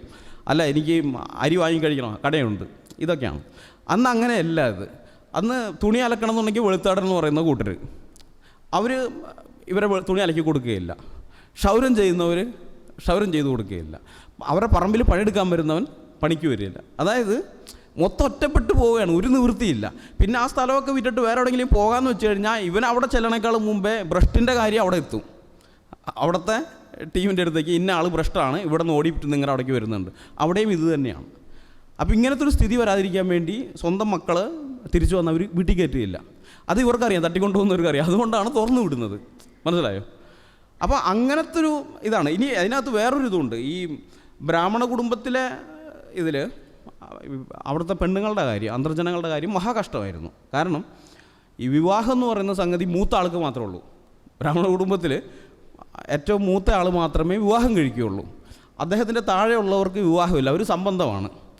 സംബന്ധം ഈ മറ്റ് ബ്രാഹ്മണ കുടുംബങ്ങളുമായിട്ടല്ല, അമ്പലവാസികളായിരിക്കുന്ന ആളുകൾ, അതായത് വാര്യർ, പിഷാരടി, അങ്ങനെയൊക്കെയുള്ള ആ കുടുംബം, പിന്നെ നായന്മാർ, ഇങ്ങനെയുള്ളവരടുത്തൊക്കെയാണ് സംബന്ധമുള്ളത്. അപ്പോൾ ഒരാൾ മാത്രമേ അവിടെ വിവാഹം കഴിക്കാനുള്ളൂ.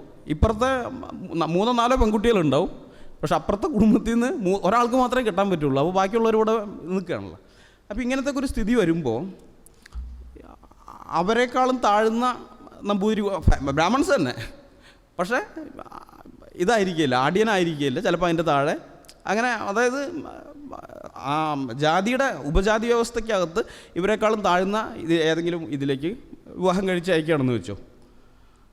വിവാഹം കഴിച്ച് അയച്ച ആ പെൺകുട്ടി പിന്നീട് തിരിച്ചു വരുന്നു. എന്തെങ്കിലും ആവശ്യത്തിന് വീട്ടിലേക്ക് തിരിച്ചു വന്നു. വീട്ടിലെ ബാക്കിയുള്ളവരോടൊപ്പം ഇരുന്ന് ഭക്ഷണം കഴിക്കാൻ പറ്റില്ല. കാരണം ഇവൾ ജാതിയിൽ താഴ്ന്നു പോയി വിവാഹം കഴിച്ചു കൊടുത്തവരോടുകൂടി. സ്വന്തം കുടുംബത്തിൻ്റെ അകത്ത് ഒരുമിച്ചിരുന്ന് ഭക്ഷണം കഴിക്കാൻ പറ്റില്ല, തൊട്ടുണ്ണാൻ പാടില്ല, അവൾ മാറിയിരുന്ന് കഴിക്കണം. അപ്പോൾ ഇങ്ങനത്തെ ഒരു സ്ഥിതിവിശേഷം, അതായത് ഭക്ഷണം എന്ന് പറയുന്നത് കേവലം ജീവൻ നിലനിർത്താനുള്ള വസ്തു മാത്രമായിരുന്നില്ല, അവൻ്റെ ജാതിമേന്മ പരിശോധിക്കാനുള്ള സാധനം കൂടിയാണ്. ആരോടൊപ്പം ഇരുന്ന് ഉണ്ണാം എന്നുള്ളതാണ് അവൻ്റെ സോഷ്യൽ സ്റ്റാറ്റസ് നിശ്ചയിച്ചിരുന്നത്. മനസ്സിലായോ? അപ്പോൾ അങ്ങനെയുള്ള പശ്ചാത്തലത്തിലാണ് മിഷണറിമാർ മുണ്ടക്കയത്ത് ആദ്യമായിട്ട് മിശ്രഭോജനം നടത്തുന്നത്.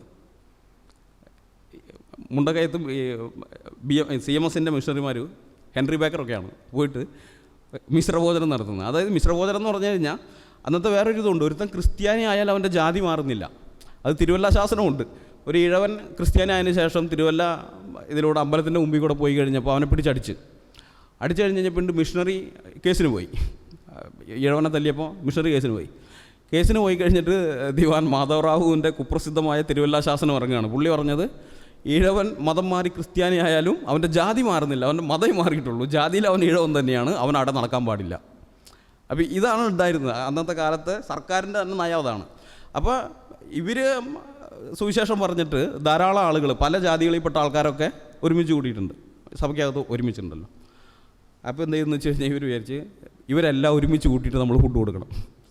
ഈ തൊട്ടുണ്ണാതിരിക്കുന്ന പരിപാടി നമ്മൾ ക്യാൻസൽ ചെയ്യിപ്പിക്കണം. അതിന് വേണ്ടിയിട്ട് എന്ത് ചെയ്തു, ഇവരെല്ലാം ഒരുമിച്ച് കൂട്ടിയിട്ട് ഫുഡ് കൊടുത്തു. ഇത് ആ സമയത്ത് ഭയങ്കര ഇതായിരുന്നു, ഭയങ്കര വിവാദമൊക്കെ ഉണ്ടാക്കിയ കാര്യമാണ്. അത് നമ്മൾ പൊതുവേ മിശ്രഭോജനം എന്ന് പറയുമ്പോൾ സഹോദരൻ അയ്യപ്പൻ്റെ കാര്യമാണ് ഓർക്കുന്നത്. അദ്ദേഹവും ഇത് തന്നെ ചെയ്തിട്ടുണ്ട് ചെറായിൽ വെച്ചിട്ട്. അതിലാണ് അദ്ദേഹത്തിന് പുലയൻ അയ്യപ്പൻ എന്നുള്ള പേര് കിട്ടുന്നത്. അപ്പോൾ അദ്ദേഹത്തെ അനുകൂലിക്കുന്ന ഒരു സഹോദരൻ അയ്യപ്പൻ പേര് മാറ്റിയിട്ട് മറ്റൊരു പുലയൻ അയ്യപ്പൻ വിളിച്ച് ഇവർ സഹോദരനെന്നും വിളിച്ച് അങ്ങനെയായിട്ട്. പക്ഷേ ഈ സഹോദരൻ അയ്യപ്പൻ ജനിക്കുന്നതിന് മുമ്പാണ് മിഷണറിമാർ ഈ കാര്യം ചെയ്തതെന്ന് ഓർക്കണം. അപ്പോൾ ഇത് മിഷണറിമാർക്ക് ഈ സംഭവം കിട്ടിയിരിക്കുന്നത് കർത്താവിൽ നിന്നാണ്. കാരണം കർത്തൃമേശ എന്ന് പറയുന്ന സംഗതി ഉണ്ടല്ലോ, ഒരേ പാത്രത്തിൽ നിന്ന് കഴിക്കുന്നത്, അതിന് ഈ സാമൂഹ്യമാനം ഉണ്ട്. വാസ്തവത്തിൽ നമ്മളതിൻ്റെ ആത്മീയവശം മാത്രമേ നോക്കുന്നുള്ളൂ. കർത്തൃമേശയെക്കുറിച്ച് നമ്മളെപ്പോഴും സംസാരിക്കുന്നത് കർത്താവിൻ്റെ മരണത്തെ ഓർക്കാൻ വേണ്ടി, അതിൻ്റെ ആത്മീയമാനം മാത്രമേ പറയുന്നുള്ളൂ. പക്ഷെ അത് മാത്രമല്ല, ക്രിസ്തു വിഭാവനം ചെയ്തത് കർത്തൃമേശ എന്ന് പറയുന്നത് ഒരു പുതിയ സമൂഹം, സഭ എന്ന് പറയുന്ന പല വിഭാഗത്തിൽ നിന്ന് ആൾക്കാർ വരുമ്പോൾ അവർ ഒരുമിച്ച് ഒരേ പാത്രത്തിൽ നിന്ന് കഴിക്കുന്നു. അത് ഇപ്പോൾ ഇന്ത്യ പോലെയുള്ളിടത്തൊക്കെ അതൊരു മഹാവിപ്ലവമാണ് വാസ്തവത്തിൽ. ഇവിടെ ഒരേ ജാതിയിൽപ്പെട്ടവർ പോലും, ഒരു കുടുംബത്തിലുള്ള ആൾ പോലും വേറെ ജാതിയിൽ നിന്ന്, അതായത് ബ്രാഹ്മണൻ തന്നെ അവരെക്കാളും താഴ്ന്ന ഇതിൽ നിന്ന് വിവാഹം കഴിച്ച് കഴിഞ്ഞാൽ ഒരുമിച്ചിരുന്ന് കഴിക്കാൻ പാടില്ല. അങ്ങനെ ഇരിക്കുമ്പോഴാണ് ഒരു മേശയ്ക്ക് ചുറ്റും പല വിഭാഗങ്ങളിൽ നിന്ന് രക്ഷിക്കപ്പെട്ടു വന്ന ആൾക്കാർ ഒരുമിച്ചിരുന്നിട്ട് ഒരേ പാത്രത്തിൽ നിന്ന് കഴിക്കുന്നത്. അത് വലിയ വിപ്ലവമാണ്. നമ്മൾ ഈ നിർഭാഗ്യവശാൽ ഇതിനെക്കുറിച്ചൊന്നും സഭയിൽ പഠിപ്പിക്കുന്നില്ല. ഇതിന് ഒരു സാമൂഹ്യമാനമുണ്ട്, കർത്തൃമേശയ്ക്ക് ഇങ്ങനെ ഒരു സാമൂഹ്യമാനമുണ്ട് എന്നുള്ള കാര്യം നമ്മൾ പഠിപ്പിക്കുന്നില്ല. അതൊരു നമ്മുടെ പരാജയമാണ് വാസ്തവത്തിൽ, ക്രിസ്ത്യാനികളുടെ പരാജയമാണ്. അത് പഠിപ്പിക്കേണ്ടുന്നൊരു കാര്യമാണ്. അപ്പോൾ ഈ തൊട്ടുണ്ണ അങ്ങനെയുള്ള സംഭവം. പിന്നെ ചില വാർത്തകൾ നമ്മൾ ആ കാലത്ത് കാണുന്നുണ്ട്. ഒരു നായർ വിദ്യാർത്ഥി പോയിട്ട് വെള്ളം ഇരുന്ന പാത്രം തൊട്ടു. പക്ഷെ ആ വെള്ളം ബ്രാഹ്മണർക്ക് കുടിക്കാൻ വേണ്ടി വെച്ച വെള്ളമാണ്. ഈ നായർ വിദ്യാർത്ഥി തൊട്ടതിൻ്റെ പേരിൽ അവന് 1 ദിവസത്തെ സസ്പെൻഷൻ, കോളേജിൽ നിന്ന് അവനെ പുറത്താക്കുകയാണ്. ആലോചിച്ച് നോക്കണം, കോളേജ് എന്നൊക്കെ പറയുന്നത് വിദ്യാഭ്യാസം, മനുഷ്യനെ ആധുനികനാക്കുന്ന, പരിഷ്കൃതനാക്കുന്ന സ്ഥലമാണ്.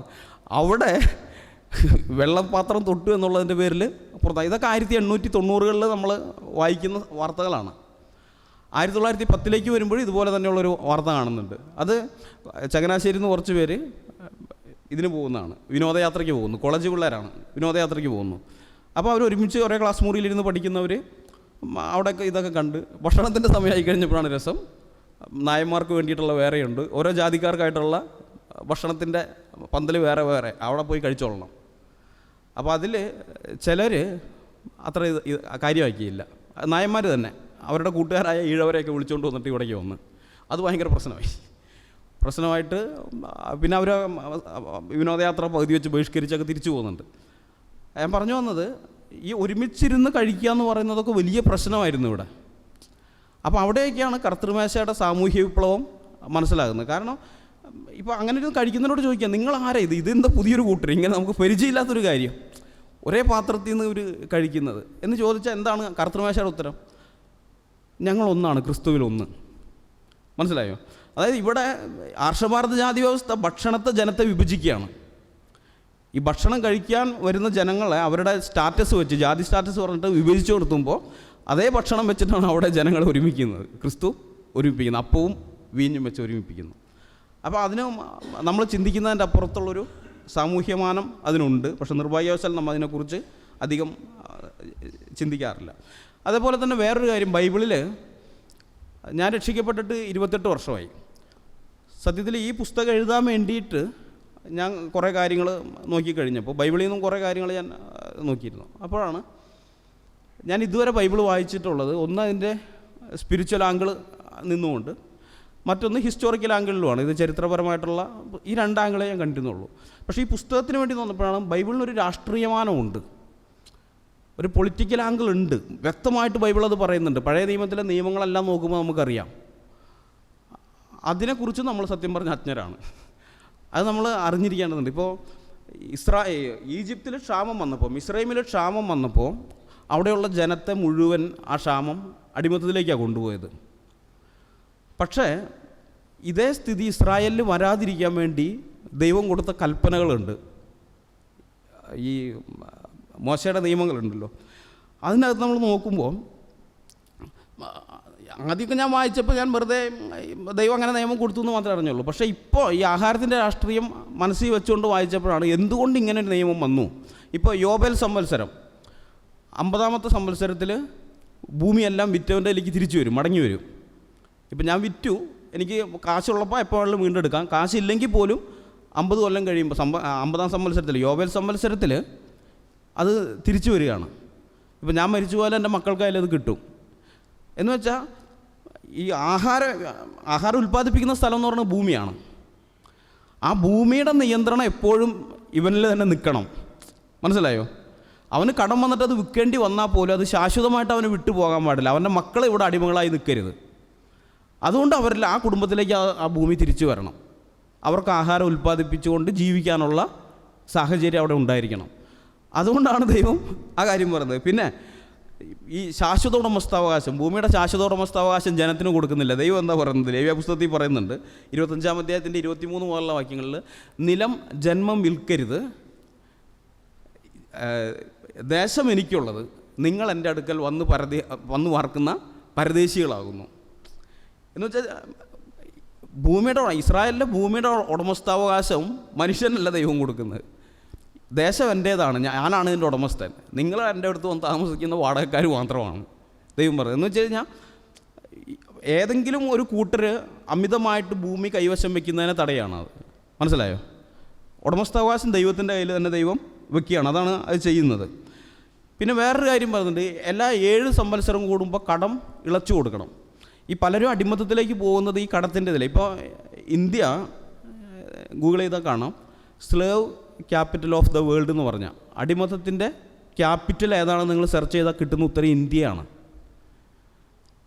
ഇന്ത്യയിൽ ഇന്ന് കോടിക്കണക്കിന് അടിമകളുണ്ട്. ഇന്ന് ഇന്ത്യയിൽ നമ്മൾ വിചാരിക്കുന്നത് ഇത് ഇങ്ങനെ, നമ്മൾ അധികം ഈ കേരളത്തിൻ്റെ പശ്ചാത്തലത്തിലല്ലേ കാണുന്നത്. പക്ഷെ അങ്ങനെയല്ല. ഈ ഉത്തരേന്ത്യയിലൊക്കെ പലയിടങ്ങളിലും ബുദ്ധിമുട്ടും പ്രയാസം വരുന്ന സമയത്ത് കടം കൊടുക്കും. ഇപ്പോൾ നമ്മുടെ ഇവിടെയൊക്കെ പണ്ട്, ഇപ്പം അധികം ഇല്ലെന്ന് തോന്നുന്നു, തമിഴ്നാട്ടിൽ നിന്ന് വരുമായിരുന്നു പലിശയ്ക്ക് പണം കൊടുക്കുന്ന ആളുകൾ, കൃത്യമായിട്ട് പലിശ അടച്ച് നമുക്ക് ഇത് ചെയ്യുന്നു. അപ്പോൾ ഇതേപോലെ തന്നെ അവർ എന്നിട്ട് ഈ കുടുംബത്തിന് പൈസ കൊടുക്കും. ഈ പൈസ ഇവർക്ക് തിരിച്ചു കൊടുക്കാൻ പറ്റില്ല. ഈ പലിശ കൂടി ബുദ്ധിമുട്ടൊക്കെ വരുന്ന സമയത്ത് എന്നാൽ മോളെ എങ്ങോട്ട് താന്നും പറഞ്ഞിട്ട് ഒരാളെ പിടിച്ചുകൊണ്ട് പോവാണ്. അവൻ പിന്നെ അടിമയാണ്, അല്ലെങ്കിൽ അവൾ അടിമയാണ് പിന്നെ.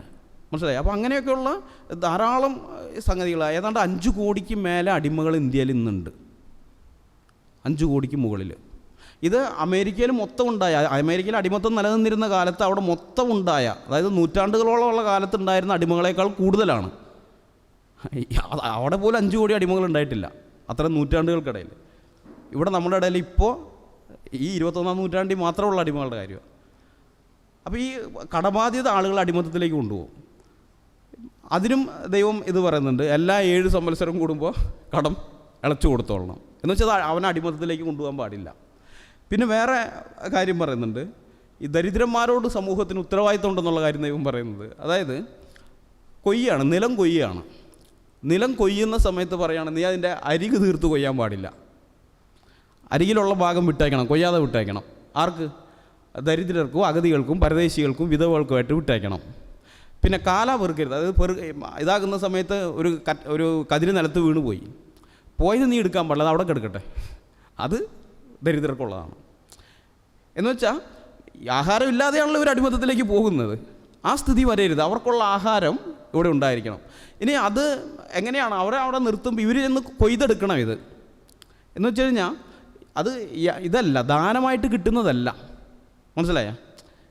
നിങ്ങളുടെ ഇതിൽ നിന്ന് എനിക്ക് കുറച്ച് നെല്ല് തരുമെന്നും പറഞ്ഞതുണ്ട്. ദാനമായിട്ട് എടുക്കുന്നതല്ല, അത് അവൻ അവകാശമായിട്ട് അവൻ്റെ അവകാശമായിട്ട് വിട്ടിരിക്കുക. അതായത് അവൻ്റെ ആത്മാഭിമാനത്തെ മുറിപ്പെടുത്താത്ത വിധത്തിലാണ് ദൈവം എന്ത് ചെയ്തിരിക്കുന്നത്, ആ കാര്യം ക്രമീകരിച്ച് വെച്ചിരിക്കുന്നത്.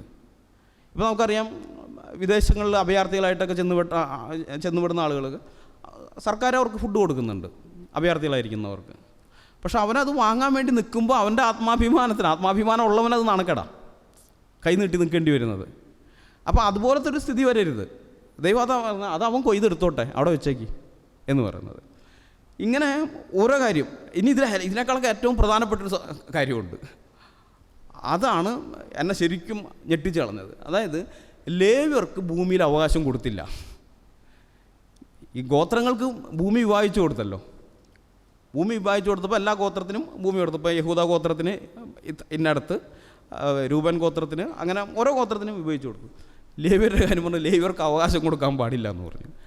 അവർക്കാകെ 46 പട്ടണങ്ങൾ ചിതറി പാർക്കുന്ന എല്ലാ ഗോത്രങ്ങളിലുമായിട്ടും 46 പട്ടണങ്ങൾ കൊടുത്തു. അവിടെ താമസിച്ചാൽ മതി.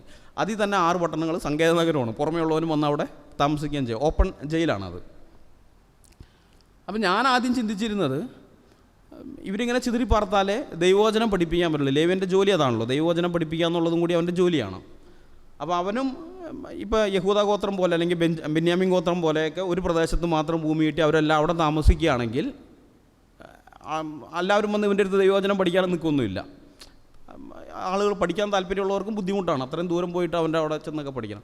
അപ്പോൾ ഇവരെ ഓരോ പട്ടണങ്ങളിലായിട്ട് ചിതറിക്കിടന്നാൽ, അല്ലെങ്കിൽ ഈ 12 ഗോത്രത്തിനിടയിൽ ഇവർ ചിതറിക്കിടക്കുകയാണെങ്കിൽ ഇവർക്ക് ദൈവവചനം പഠിപ്പിക്കുക. അപ്പോൾ അതിന് വേണ്ടിയിട്ടാണ് ദൈവം ഇത് വെച്ചതെന്നാണ് വിചാരിച്ചത്. പക്ഷേ ഇപ്പോൾ ഈ പുസ്തകത്തോടുള്ള ബന്ധത്തിൽ ഞാൻ നോക്കിക്കഴിഞ്ഞാൽ മനസ്സിലായത് അതിനേക്കാളും വലിയൊരു രാഷ്ട്രീയമാനം അതിനുണ്ട്. അതായത് ഏതൊരു ഇതിൽ നോക്കിക്കഴിഞ്ഞാൽ, നമ്മൾ ചരിത്രം നോക്കിയാൽ, പുരാതനമാകട്ടെ ആധുനികമാകട്ടെ, ഏതൊരു സമൂഹത്തിലും ജനങ്ങളെ ഏറ്റവും കൂടുതൽ ചൂഷണം ചെയ്യാൻ പറ്റുന്ന ആർക്കാണെന്ന് അറിയാമോ? സാധാരണ ജനങ്ങളെ ചൂഷണം ചെയ്യാൻ പറ്റുന്നത് രാഷ്ട്രീയക്കാർക്കല്ല. രാഷ്ട്രീയക്കാരൻ ചൂഷണം ചെയ്യുന്നുണ്ടില്ല എന്നല്ല, പക്ഷെ കുറച്ച് ഇത് മനസ്സിലായി കഴിയുമ്പോൾ അവൻ എന്ത് ചെയ്യും, അത് വിടും, ആ പാർട്ടി വിടും, അല്ലെങ്കിൽ ആ നേതാവിനെ വിടും, അടുത്ത പാർട്ടിയിലേക്ക് പോകും. എത്രയോ പേര് പാർട്ടി മാറുന്നു, ഇതൊക്കെ ചെയ്യും. പക്ഷേ ഈ മതമുണ്ടല്ലോ, പുരോഹിതന്മാർ ചൂഷണം ചെയ്യുന്ന പോലെ വേറെ ഒരു കൂട്ടർ ഒരു കാലത്തും ചൂഷണം ചെയ്തിട്ടില്ല ജനങ്ങളെ. ആ ചൂഷണത്തിൽ നിന്ന് രക്ഷപ്പെടുകയുമില്ല. മനസ്സിലായോ? അതിനകത്ത് തന്നെ നിൽക്കും. അപ്പോൾ ഈ ലേവ്യർ ചൂഷകവർഗമായി തീരരുത്. ഇവർക്ക് ഭൂമി സമ്പാദിക്കാനുള്ള അവകാശം കൊടുത്താൽ, ഈ ലേവി ഗോത്രത്തിന് ഭൂമി സമ്പാദിക്കാനുള്ള അവകാശം കൊടുത്താൽ, ചില നൂറ്റാണ്ട് കഴിയുമ്പോഴേക്കും, ഇപ്പോൾ കേരളത്തിൽ 9ാം നൂറ്റാണ്ടിലൂടെ എത്തിയ ബ്രാഹ്മണർ 12ാം നൂറ്റാണ്ടായി കഴിഞ്ഞപ്പോഴേക്കും കേരളത്തിലെ ഭൂമിയുടെ ഉടമസ്ഥരായി മാറി. മനസ്സിലായോ? ബ്രഹ്മദേയവും മറ്റുമൊക്കെ ആയിട്ട് രാജാക്കന്മാരോടൊക്കെ ഇത് ചെയ്തിട്ടുണ്ട്. ഭൂമിയുടെ അവകാശം പിന്നെ അവരാണ് ഇവിടെ ഇത്. അതേപോലെ ലേവ്യരാകാൻ പാടില്ല. ഇസ്രായേലിൽ ലേവ്യർക്ക് ഭൂമി സമ്പാദിക്കാനുള്ള അവകാശം കൊടുത്താൽ ഉറപ്പായിട്ടും അവന്മാർ ഇതേ പണി ചെയ്യും. ബാക്കിയുള്ള എല്ലാ സ്ഥലങ്ങളിലും അവിടെയുള്ള പുരോഹിതവർഗം എങ്ങനെയാണോ ജനത്തെ ചൂഷണം ചെയ്തത്, അതേ രീതിയിൽ തന്നെ ഇവരും ചെയ്യും. അത് ചെയ്യാതിരിക്കാൻ വേണ്ടിയിട്ടാണ് പറഞ്ഞ് ലേവ്യർക്ക് ഭൂമി കൊടുക്കാൻ പാടില്ല, അവർക്ക് ഒരു അവകാശവും കൊടുക്കരുത്, ഞാനാണ് അവരുടെ അവകാശം എന്ന് യഹോവ പറഞ്ഞത്. അതിന് ഈ ഒരു രാഷ്ട്രീയമാനം കൂടിയുണ്ട്. ഈ ഭൂമി തട്ടിച്ചെടുക്കുക, അല്ലെങ്കിൽ ഭൂമി എന്ന് പറയുന്നത് ആഹാരത്തിൻ്റെ ഉൽപ്പാദനത്തിൻ്റെ സോഴ്സാണത്. അപ്പോൾ അതില്ലാന്നുണ്ടെങ്കിൽ മറ്റുള്ളതെല്ലാം ഓട്ടോമാറ്റിക്കായിട്ട് ഇവൻ്റെ കീഴിലേക്ക് വരും, ആഹാരത്തിന് വേണ്ടി ഇവനെ അടിമയാകേണ്ടി വരും. അപ്പോൾ അത് ഇസ്രായേലിൽ വരാൻ പാടില്ല. അതുകൊണ്ടാണ് ദൈവം അങ്ങനെയുള്ളൊരു കാര്യം ചെയ്തത്. മാത്രമല്ല, അവർക്ക് ദശാംശ സമ്പ്രദായവും നിശ്ചയിച്ചു. അതായത് ബാക്കിയുള്ളിടത്തും അങ്ങനെയൊന്നുമില്ല, ബാക്കിയുള്ള ഒരു കൾച്ചറിലും അതില്ല. പുരോഹിതന് ഇഷ്ടമുള്ള പോലെ അവരിൽ നിന്ന് ജനങ്ങളിൽ നിന്ന് പണം ഇതാക്കാമായിരുന്നു. ഇവിടെ അങ്ങനെയല്ല. മറ്റവൻ്റെ കയ്യിൽ സമ്പത്ത് ഉണ്ടായാലേ ഇവന് ദശാംശം കൂടുതൽ കിട്ടുള്ളൂ. അതായത് അവന് ആകെ 100 രൂപയാണ് അവന് കയ്യിൽ കിട്ടിയിരിക്കുന്നതെങ്കിൽ 10 രൂപയെ കിട്ടുള്ളൂ. ദശാംശം അതാണല്ലോ, 10-1 പക്ഷെ അവൻ്റെ വരുമാനം കൂടി, അവൻ 500 രൂപ വരുമാനം കിട്ടിയിട്ടുണ്ടെങ്കിൽ പുരോഹിതന് എന്തായിരിക്കും? 50 രൂപ കിട്ടും. 10 രൂപ കിട്ടുന്ന സ്ഥാനത്ത് 50 രൂപ കിട്ടുകയാണ്. അവന് 1000 രൂപ വരുമാനം ഉണ്ടെങ്കിൽ ഇവിടെ 100 രൂപ കിട്ടും. അപ്പോൾ അവൻ്റെ വരുമാനം കൂടേണ്ടത് പുരോഹിതൻ്റെയും കൂടി ആവശ്യമാണ്. പറഞ്ഞ മനസ്സിലായോ? അതായത് ചൂഷണം ചെയ്ത് അവനെ നശിപ്പിക്കുകയല്ല, അവൻ മെച്ചപ്പെട്ടാലേ എനിക്കും അതിൻ്റെ ഗുണമുള്ളൂ. അത് പുരോഹിതനും അറിയാം. അതുകൊണ്ട് അവനെ നശിപ്പിക്കാനല്ല നോക്കുന്നത്, ചൂഷണം ചെയ്ത് ഇല്ലാതാക്കാനല്ല, അവനെ മെച്ചപ്പെടുത്തിയെടുക്കാനുള്ള കാര്യങ്ങൾ ഇയാളും ചെയ്യും. ഇനി അവനെ സംബന്ധിച്ചാണെങ്കിലും അവനൊരിക്കലും ദൈവത്തിൻ്റെ മുമ്പിലേക്ക് അല്ലെങ്കിൽ ദൈവാലയത്തിലേക്ക് ഡയറക്റ്റ് അവന് പ്രവേശനമില്ല, പുരോഹിതൻ ഉണ്ടായേ പറ്റൂ. അപ്പം പരസ്പരം ആശ്രയിക്കേണ്ടി വരികയാണ്. പുരോഹിതൻ ജനത്തെ ആശ്രയിക്കുന്നു, ജനം പുരോഹിതനെ പരസ്പരം ആശ്രയിച്ചുകൊണ്ട് നിൽക്കുന്ന ഒരു സംവിധാനം വെച്ചു. അത് വേറെ ഒരു കൾച്ചറിലും ഇല്ല. മറ്റുള്ള എല്ലാ കൾച്ചറിലും ജനം പുരോഹിതനെ ആശ്രയിക്കുന്നു എന്നല്ലാതെ പുരോഹിതൻ ഒരിക്കലും ജനത്തെ ആശ്രയിക്കേണ്ടുന്ന സ്ഥിതിയില്ല. ഇസ്രായേലിൽ അങ്ങനത്തെ ഒരു സ്ഥിതി ദൈവം ഉണ്ടാക്കി വെച്ചു. ഇതിങ്ങനെ കുറേ കാര്യങ്ങൾ ബൈബിളിൽ നിന്നുള്ളത് നമ്മൾ നോക്കുമ്പോൾ അത്ഭുതപ്പെട്ടു പോകും. ദൈവം എങ്ങനെയാണ് ഈ ജനത തൻ്റെ ഈ ഇസ്രായേലിലുള്ള ജനം അടിമകളായി പോകാതിരിക്കാൻ വേണ്ടിയിട്ട് ഓരോന്ന് ചെയ്തു. ഇപ്പോൾ ഇവിടെ കേരളത്തിലത്തെ സ്ഥിതി നമ്മൾ പഴയ ഇതൊക്കെ കാണുന്നുണ്ട്. പട്ടിണിയൊക്കെ വരുമ്പോൾ, ക്ഷാമം വരുമ്പോൾ, അല്ലെങ്കിൽ കടം വളരെ ഇതായി കൊടുക്കാൻ പറ്റാത്ത സ്ഥിതിയൊക്കെ വരുമ്പോണ്ട് തങ്ങളെ തന്നെ വിൽക്കും, മക്കളെ വിൽക്കും, തങ്ങളെ തന്നെ വിൽക്കുന്ന സംഭവങ്ങൾ ഇഷ്ടം പോലെയുണ്ട്. അത് സാധാരണ സംഭവമാണ്. ഒരു ജെയിംസ് ഫോർബ്സ് എന്ന് പറയുന്ന 1700-കളിൽ ഇവിടെ ഉണ്ടായിരുന്ന ഒരു ബ്രിട്ടീഷ് ഉദ്യോഗസ്ഥൻ അഞ്ച് തെങ്ങ് ഭാഗത്തെ കച്ചവടത്തെ പറ്റി പറയുന്നത് അവിടുത്തെ ഒരു സാധാരണ കച്ചവടമാണ് ഈ കുഞ്ഞുങ്ങളെ വിൽക്കൽ. എന്നിട്ട് അദ്ദേഹം പറഞ്ഞ പ്രത്യേകിച്ച് ക്ഷാമപരിസ്ഥിതിയൊന്നുമല്ല, ക്ഷാമമൊന്നും ഇല്ലാത്തൊരു കാലത്ത് അദ്ദേഹം അവിടെ നിന്ന് 2 കുട്ടികളെ വാങ്ങിയ കാര്യം പറയുന്നുണ്ട്. 2 കുട്ടികളെയും അതുപോലെ തന്നെ ബോംബെയിലേക്കുള്ള യാത്രാക്കൂലി, പിന്നെ ഇവർക്ക് വേണ്ട ഡ്രസ്സ്, ഇതെല്ലാം കൂടി ചേർത്തിട്ട് പുള്ളി പറഞ്ഞത് ഇംഗ്ലണ്ടിൽ 2 പന്നിക്കുട്ടികൾക്ക് കൊടുക്കേണ്ടതിനേക്കാളും കുറഞ്ഞ വില എനിക്ക് ഇവിടെ വന്നുള്ളൂ എന്നാണ് പറയുന്നത്. എന്നിട്ട് അതിൻ്റെ ഒപ്പം വേറൊരു കാര്യം പുള്ളി പറയുന്നുണ്ട്. മീൻ വിൽക്കാൻ വന്നൊരു സ്ത്രീ ഇദ്ദേഹം ഈ 2 പിള്ളേരെ വാങ്ങിയത് കണ്ടപ്പോൾ 1 രൂപയ്ക്ക് തൻ്റെ കുഞ്ഞിനെയും കൂടി വാങ്ങണമെന്ന് പറഞ്ഞു ഫോബ്സിൻ്റെ അടുത്ത്. അപ്പോൾ ഫോബ്സിന് ആവശ്യം 2 കുഞ്ഞുങ്ങളാണ്. മുംബൈയിലുള്ളൊരു സ്നേഹിതയ്ക്ക് സമ്മാനമായിട്ട് അടിമകളായിട്ട് സമ്മാനം കൊടുക്കാൻ വേണ്ടി വാങ്ങിയതാണത്. അപ്പോൾ പുള്ളി പറഞ്ഞു എനിക്ക് ആവശ്യമില്ല. അപ്പോൾ ആ സ്ത്രീ കുറേ പുറകെ നടന്നു തൻ്റെ കുഞ്ഞിനെ വാങ്ങാൻ പറഞ്ഞ് 1 രൂപയ്ക്ക് വിൽക്കാമെന്നും പറഞ്ഞിട്ട്. അത് ആയില്ല. അവസാനം ഒരു പോർച്ചുഗീസ് കപ്പിത്താനുണ്ട്, കപ്പലിൽ കപ്പിത്താന് 50 പൈസയ്ക്ക് ആ കുഞ്ഞിനെ വിറ്റ കാര്യമാണ് പുള്ളി പിന്നെ എഴുതുന്നത്. അതായത് ഇവിടെ അത് സാധാരണ കച്ചവടമായിരുന്നു. അത് ഈ വിൽക്കുക എന്ന് പറഞ്ഞു, മക്കളെയൊക്കെ വിൽക്കുക. ഇസ്രായേലിൽ ദൈവം അതിനും നിയമം വയ്ക്കുന്നുണ്ട്. ഒരുത്തൻ കടബാധ്യതയൊക്കെ വന്നിട്ട് ഇനിയിപ്പോൾ കടം വിട്ടാൻ പറ്റുന്നില്ലെങ്കിൽ തന്നെ വിൽക്കുന്ന പരിപാടിയുണ്ട്. സ്വയം വിൽക്കുകയാണ്. അത് വേറെ ആരും തട്ടിക്കൊണ്ട് വന്നിട്ട് പിടിച്ച് വിൽക്കുന്നതല്ല, സ്വയം അടിമയാവുകയാണ് അവൻ. അങ്ങനെ അടിമയായി കഴിഞ്ഞാലും അവൻ കാലാകാലത്തേക്ക് അടിമയായി. ഇവിടെയൊക്കെ അങ്ങനെ ഒരുത്തൻ അടിമയായി കഴിഞ്ഞാൽ പിന്നെ കാലാകാലമാണ്. അവൻ വിവാഹം കഴിച്ച് അവന് മക്കളുണ്ടായി കഴിഞ്ഞാലും അത് യജമാനൻ്റെ തന്നെയാണ്. മനസ്സിലായി? അങ്ങനെയാണ് പോയിക്കൊണ്ടിരുന്നത്. ആദ്യത്തെ കുഞ്ഞ് ഈ പിതാവിൻ്റെ യജമാനുള്ളതാണ്. പിന്നെയുള്ള മക്കളെല്ലാം മാതാവിൻ്റെ, ചിലപ്പോൾ 2 യജമാനന്മാരായിരിക്കും. അമ്മയുടെ യജമാനം വേറെ, അപ്പൻ്റെ യജമാനം വേറെ ആണെങ്കിൽ ആദ്യം ഉണ്ടാകുന്ന കുഞ്ഞ് അപ്പനുള്ളതാണ്. അപ്പൻ എന്ന് വെച്ചാൽ അപ്പൻ്റെ യജമാനന്. പിന്നെയുള്ള കുഞ്ഞുങ്ങളൊക്കെ അമ്മയുടെ യജമാനൻ. അങ്ങനെയാണ് ഇവിടെ ഉണ്ടായിരുന്നത്.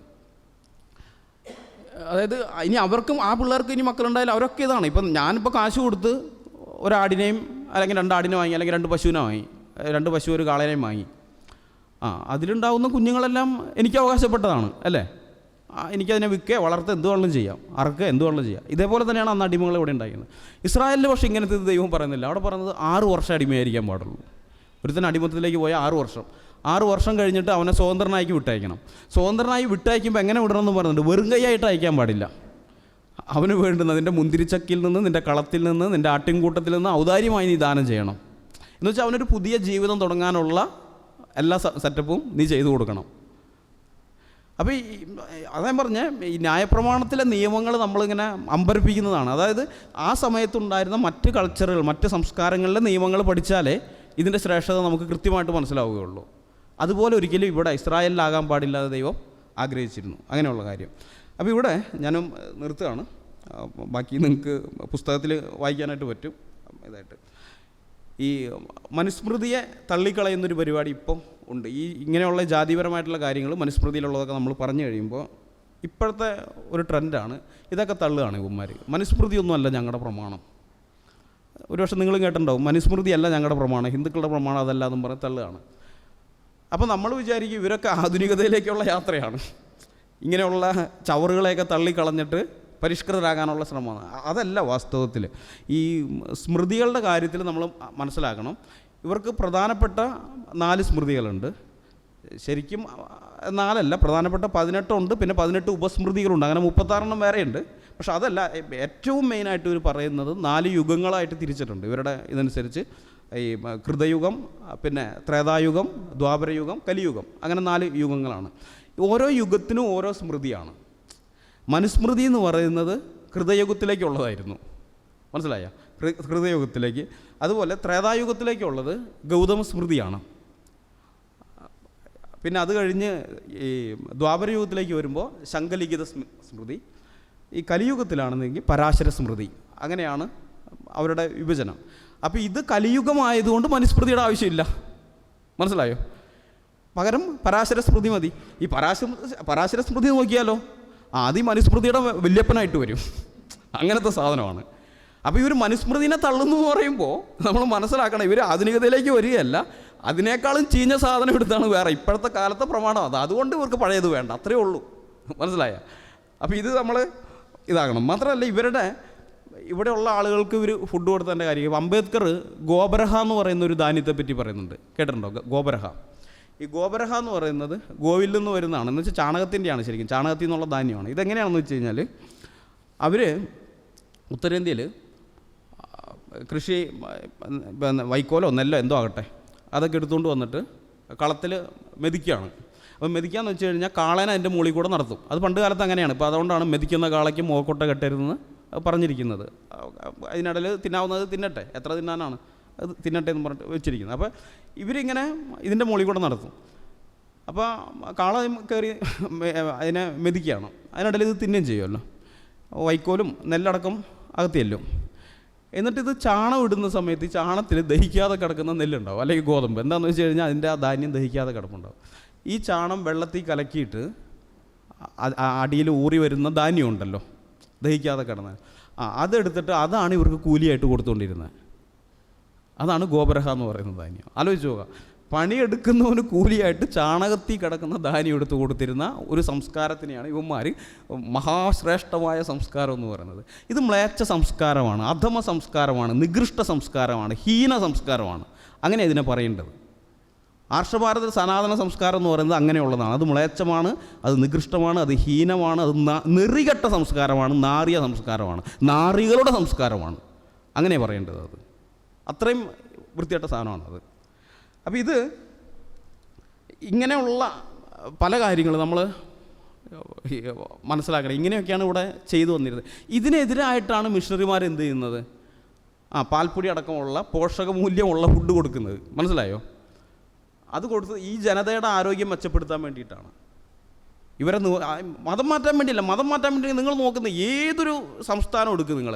ഇപ്പോൾ നോർത്ത് ഈസ്റ്റ് ഒഴികെ ബാക്കിയുള്ള ഇന്ത്യൻ സംസ്ഥാനങ്ങൾ നോക്കിയാൽ, അതായത് ഇന്നത്തെ പാകിസ്ഥാനിൽ കിടക്കുന്ന പ്രദേശം അടക്കം, അവിടെയൊക്കെ നോക്കിയാൽ ഇവിടെയൊക്കെ ക്ഷാമകാലത്ത് മിഷണറിമാർ പോയിട്ട് ആഹാരം കൊടുത്തിട്ടുണ്ട്. ക്ഷാമകാലത്തെ മിഷണറിമാർ പോയി ആഹാരം കൊടുത്തിട്ടുണ്ട്. ആ മിഷണറിമാരെന്ന് ആഹാരം വാങ്ങിക്കഴിക്കാത്ത ഒരു കൂട്ടരും ഇല്ല, എല്ലാവരും വാങ്ങിക്കഴിച്ചിട്ടുണ്ട്. അത് ഒറീസ ക്ഷാമമുണ്ട്, അൻക ദുർഭിക്ഷ എന്ന് പറയുന്നത്. ഒറീസ ക്ഷാമകാലത്ത് രസം എന്താണെന്ന് വെച്ച് കഴിഞ്ഞാൽ, മിഷണറിമാർ ഫുഡൊക്കെ കൊണ്ട് ചെന്ന് കഴിഞ്ഞപ്പിണ്ട് ഉയർന്ന ജാതിക്കാർ അവരും അതിനകത്തുള്ളവരും പലരും ക്ഷാമത്തിൽപ്പെട്ടു. ഭക്ഷണം ഇല്ലാത്ത അവസ്ഥയാണ്, പത്തായൊക്കെ ഒഴിഞ്ഞ് ഒന്നുമില്ല. അപ്പോൾ ഇവർ ഫുഡ് കൊടുത്തു കഴിഞ്ഞപ്പോൾ ഇല്ല, ഞങ്ങൾ അശുദ്ധരാകാൻ സമ്മതിക്കില്ല എന്ന് പറഞ്ഞ് ഫുഡ് കഴിക്കുന്നില്ല. പക്ഷേ രസം എന്താണെന്നറിയാമോ? അവരുടെ മക്കളെ അവർ മിഷണറിമാരെ ഏൽപ്പിക്കും. അവർക്കറിയാം മിഷണറിമാർ കൊണ്ടുപോയി കഴിഞ്ഞാൽ അവർ ക്രിസ്ത്യൻ രീതിയിലേ വളർത്തുള്ളൂ. അവർ അനാഥാലയത്തിൽ കൊണ്ടുപോയി വളർത്തുമ്പോൾ ബൈബിള് പഠിപ്പിക്കുക ഇതൊക്കെ ചെയ്യും. വളർന്നു കഴിയുമ്പോൾ ഇതിൽ ഭൂരിഭാഗം പേരും ക്രിസ്ത്യാനികളായി മാറുകയും ചെയ്യും. അത് അറിഞ്ഞുകൊണ്ട് തന്നെ അവരെന്ത് ചെയ്യാണ്? മക്കളെ കൊടുക്കും. പക്ഷെ ഇവർ കഴിച്ച് അശുദ്ധരാകുകയില്ല. ഞാൻ ചാവുകയാണെങ്കിൽ എനിക്ക് സ്വർഗ്ഗം കിട്ടണം. മനസ്സിലായോ? ഞാൻ ചത്തു കഴിഞ്ഞാൽ എനിക്ക് സ്വർഗ്ഗം കിട്ടണം. അതുകൊണ്ട് ഞാൻ അശുദ്ധനായിട്ട് ചാവാൻ റെഡിയല്ല, ഞാൻ പട്ടിണി കിടന്ന് ചത്തോളാം. പക്ഷെ മക്കളുടെ കാര്യത്തിൽ അത് വേണമെങ്കിൽ നിങ്ങൾ കൊണ്ടുപോയി വളർത്തിക്കോ.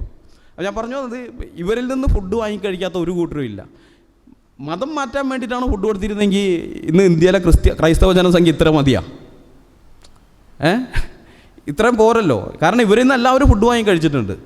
അപ്പോൾ മതം മാറ്റാൻ വേണ്ടിയിട്ടുള്ള അത് അവർ കൊടുത്തത്, ഈ ക്ഷാമകാലത്തൊക്കെ കൊടുത്തത് ജീവകാരുണ്യ പ്രവൃത്തിയായിട്ടാണ്.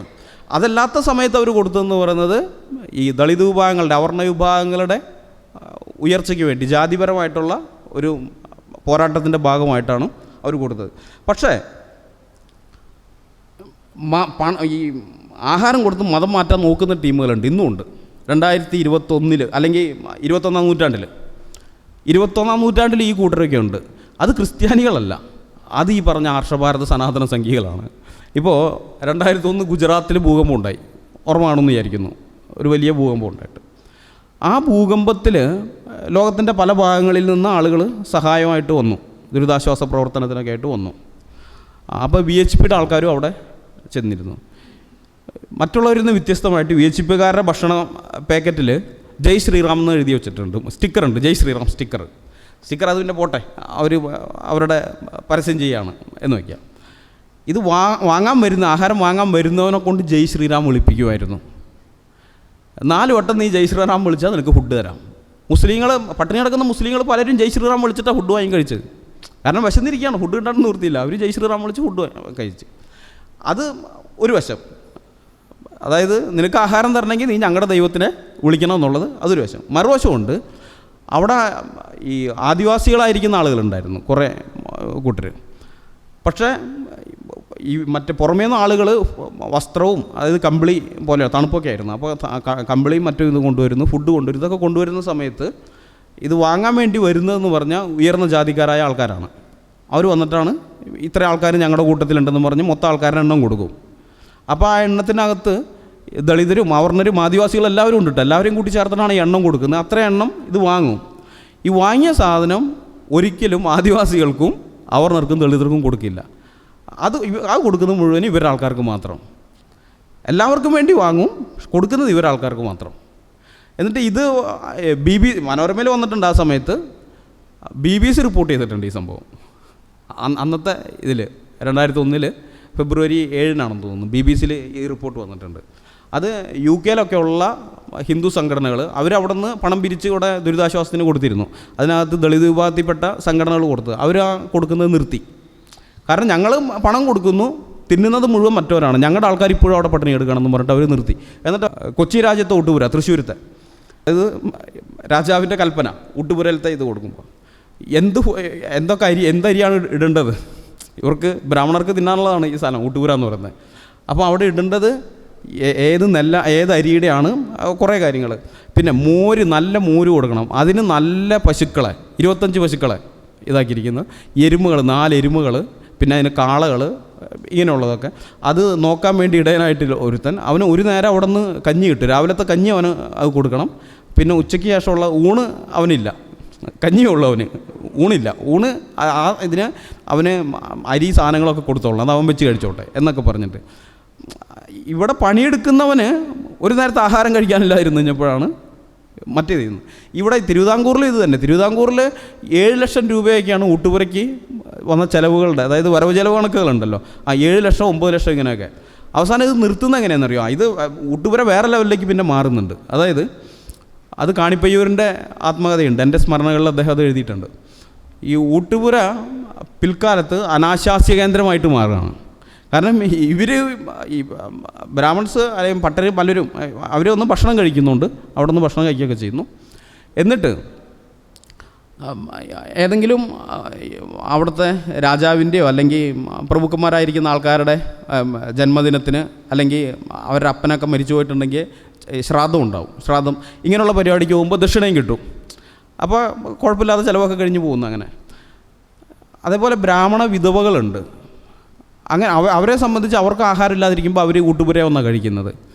അത്തരം ബ്രാഹ്മണ വിധവകളെ ഇവർക്ക് വേറെ ഇതില്ല, ഉണ്ണുക, പണിയെടുക്കുന്നില്ലല്ലോ, വെറുതെ നേരം വേണ്ടേ.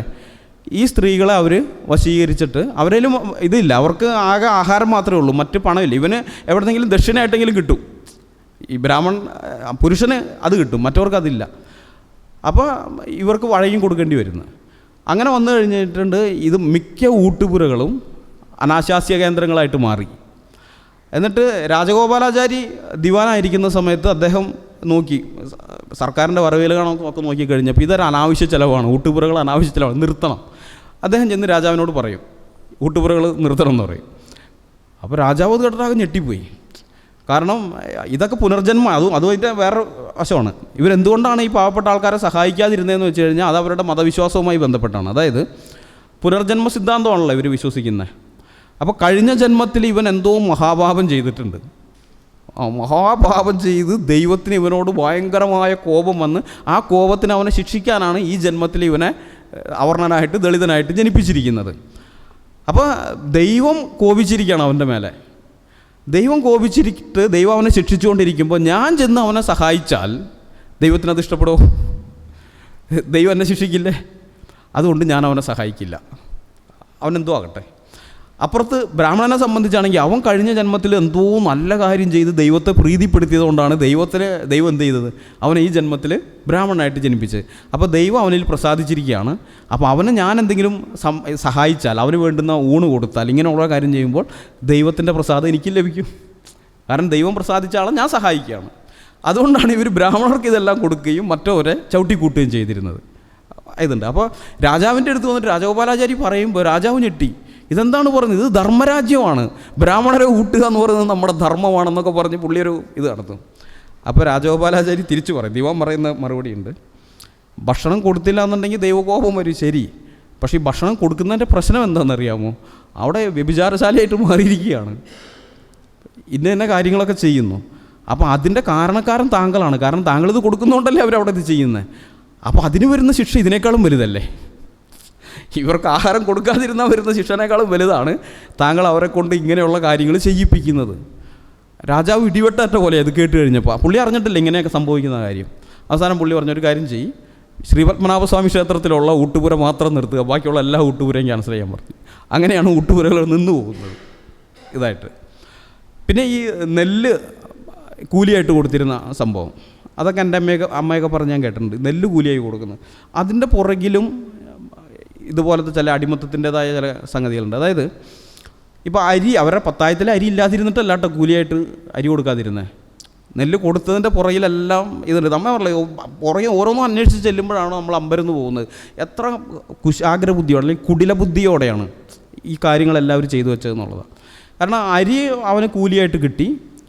അപ്പോൾ സൂര്യൻ അസ്തമിക്കുന്ന സമയത്താണ്, അതായത് കണ്ണ് കാണാൻ പറ്റാത്ത ലെവലാകുമ്പോഴാണ് പണി നിർത്തുന്നത്. ഇവന് ഈ അരിയും വാങ്ങി വീട്ടിൽ വരുന്നു. അരി കഞ്ഞിയാക്കി മാറ്റാൻ അധികം സമയം വേണ്ട. ഇത് കഴിച്ചു കഴിഞ്ഞിട്ട് പിന്നെ അവന് കുറച്ച് സമയം കുടുംബത്തോടൊപ്പം ഇരിക്കാനും അത് ഉറങ്ങുന്നതിന് മുമ്പ് കുറച്ച് സമയമൊക്കെ കിട്ടും.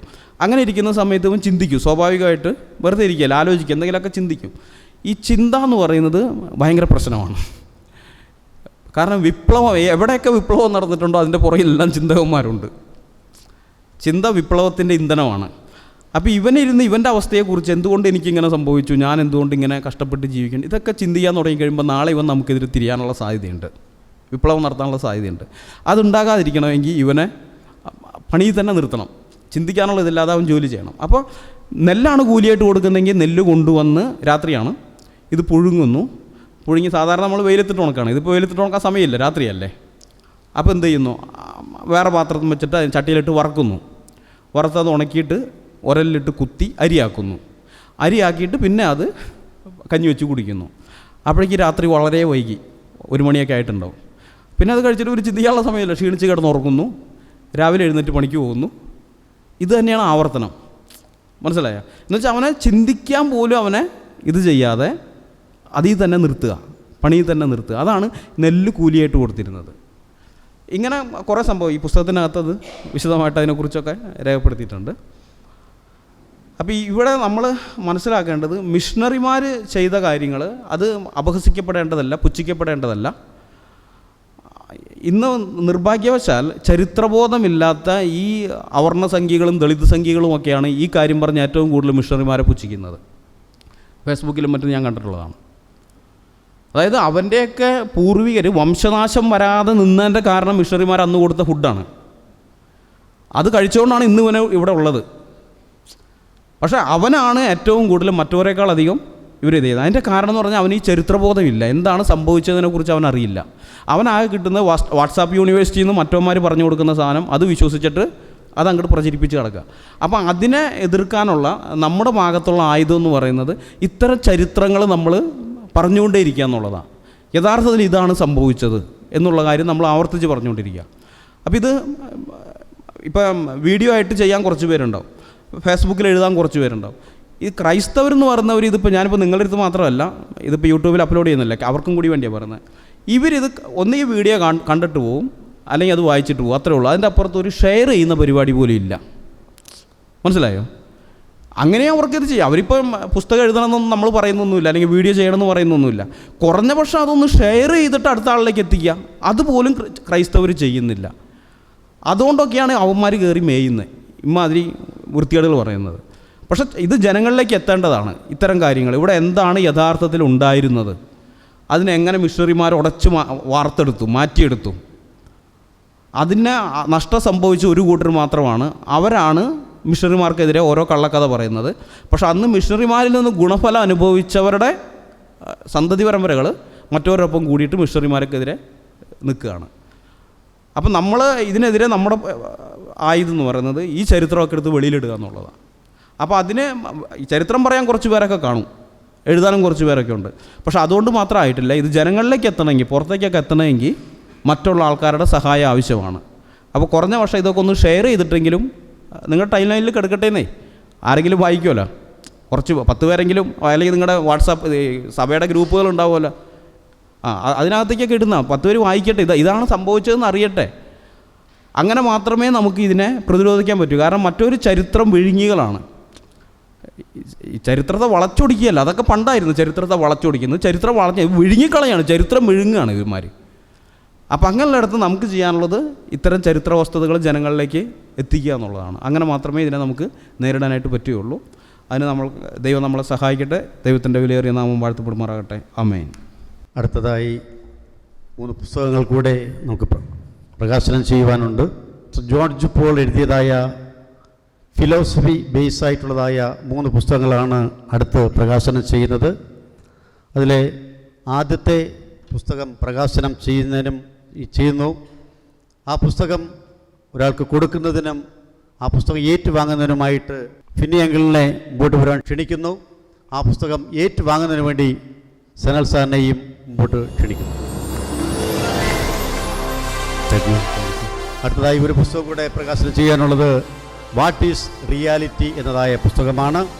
ആ പുസ്തകം നൽകുന്നതിന് വേണ്ടി അജീഷ് ജോസഫിനെയും ജോയൽ ബ്രദറിനെയും മുമ്പോട്ട് ക്ഷണിക്കുന്നു.